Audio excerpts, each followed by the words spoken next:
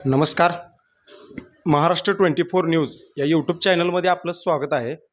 आपण आज आलेलो आहे पंढरपूरमध्ये नगरपालिकेच्या निवडणुकीसंदर्भात चर्चा करण्यासाठी. आपण आलेलो आहोत सध्या पंढरपुरात नगरपालिकेच्या रणधुमाळी सुरू आहे त्याची चर्चा करण्यासाठी आपल्यासोबत आहेत प्रणव मालक परिचारक.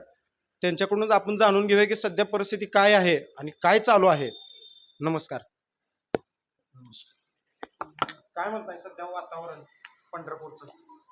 पंढरपूर नगर परिषदेची सार्वत्रिक निवडणूक सुरू झाली आणि त्या अनुषंगाने भारतीय जनता पक्ष आणि महायुतीच्या वतीनं आपण पंढरपूर नगर परिषदेसाठी उमेदवार उभे केलेले.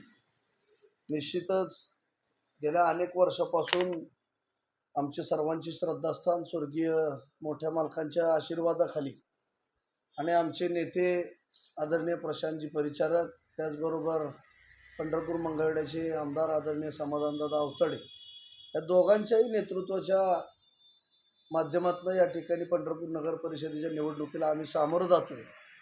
भारतीय जनता पक्षाचा निवडणूक प्रभारी या नात्याने अतिशय चांगल्या पद्धतीचं वातावरण सर्व प्रभागामध्ये आहे. आपल्या शहरामध्ये 18 प्रभाग आहेत आणि नगराध्यक्ष म्हणून आमच्या श्यामल काकू शिरसट या भारतीय जनता पक्ष आणि महायुतीचे उमेदवार आहेत. निश्चितच गेल्या 30-40 वर्षापासून आमच्या कुटुंबियांच्या माध्यमातून मोठ्या मालकाच्या व प्रशांत मालकाच्या नेतृत्वाखाली पंढरपूर शहराचा सर्वांगीण विकास करण्याचा प्रयत्न आम्ही सातत्याने केलेला आहे. पाठीमागच्या काही 8-9 वर्षापासून भारतीय जनता पक्षाच्या माध्यमातून राज्याचे मुख्यमंत्री आदरणीय देवेंद्रजी फडणवीस साहेब यांच्या मार्गदर्शनाखाली आपण वेगवेगळी विकासाची कामं या शहरामध्ये करू शकलो आहे. मग पाण्याचे प्रश्न असू द्यात, पायाभूत सुविधा असू द्यात, रस्ते असू द्यात, वेगवेगळी तीर्थक्षेत्राच्या अनुषंगाने जे विकासाची कामं असतील ते करण्याचा प्रयत्न या ठिकाणी भारतीय जनता पक्ष आणि महायुतीच्या माध्यमातून होतोय. आणि या कामाच्या पोचपावती म्हणून निश्चितच येत्या 2 तारखेला भारतीय जनता पक्षाचा उमेदवार नगराध्यक्ष उमेदवार सौभाग्यवती श्यामल शिरसट आणि 18 प्रभागातले आमच्या महायुतीचे आघाडीचे उमेदवार सर्वांनाच आपल्या शहरातला सुज्ञ मतदार भरभरून अशा पद्धतीचं मतदान करेल, अशा पद्धतीचा मला या ठिकाणी विश्वास आहे. मालक, असं पण बोललं जाते की या 30-40 वर्षात काय विकास झालाय, की धुळीचं प्रमाण आहे असं बोललं जाते सातत्यानं. काय कोणतंही विकास काम करताना रस्ता उकरावा लागतो, पहिला ती काढावं लागतं, दुसरा नवीन करावा लागतो, त्या दरम्यान थोडी धूळ राहणं स्वाभाविक आहे. परंतु मला खात्रीनं सांगायचं आहे की पाठीमागच्या 1-1.5 वर्षामध्ये जे काय मोठे रस्ते आपण आज उपनगरामध्ये केलेत, सिमेंट कॉन्क्रीटचे रस्ते केलेत, मी खात्रीनं सांगू शकतो की पुढच्या 25 वर्ष त्या रस्त्याला काही होणार नाही.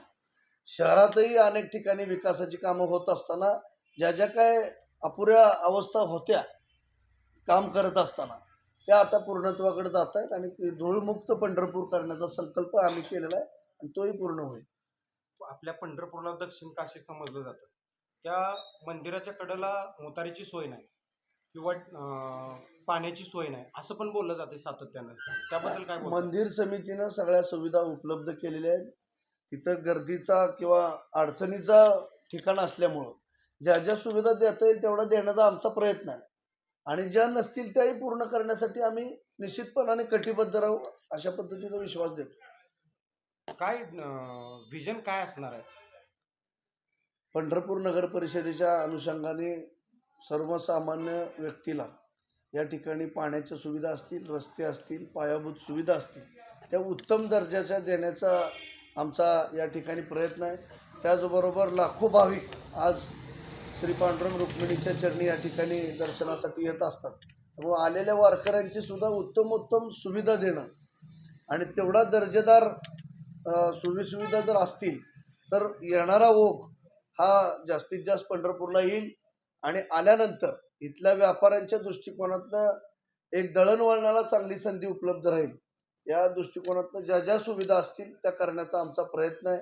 मग क्रीडांगणाचा विकास असू द्यात, ज्या ठिकाणी ओपन स्पेस आहेत त्या विकासाच्या माध्यमातून ते असू द्यात, MI ट्रॅकच्या माध्यमातून सुशोभीकरण असू द्यात, जे करता येईल पंढरपूर शहरातल्या नागरिकांचं आरोग्य उत्तम राहावं, त्यांना चांगल्या उत्तम दर्जाच्या सुविधा मिळाव्यात, यासाठी जे काय करता येईल ते करण्याचा प्रयत्न भारतीय जनता पक्ष आणि महायुतीच्या माध्यमातून आम्ही करण्यासाठी कटिबद्ध आहे. तुम्हाला असं वाटतंय का की ही निवडणूक अजून पण भावनिकतेच्या भरावर जाईल अशी? काय भावनिकता सारखी सारखी दिसत नसते.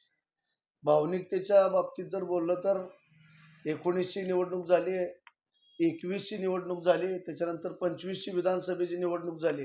3 निवडणुकामध्ये जर बघितलं तर पंढरपूर शहरातला नागरिक हा सुज्ञ आहे. त्याला कुणाला मतदान द्यायचं ते कळतं आणि त्या अनुषंगाने भावनिकला वगैरे इथं कुठलीही परिस्थिती अजिबात नाही आहे. इथलं जे सर्वसामान्य लोकांचं मत आहे ते विकासालाच आहे आणि ते विकासालाच असल्याचं आपल्याला येत्या 2 तारखेला भरभरून मतदान झाल्यावर आपल्याला जे 3 तारखेला निकाल येणार आहे त्यातनं दिसून येईल.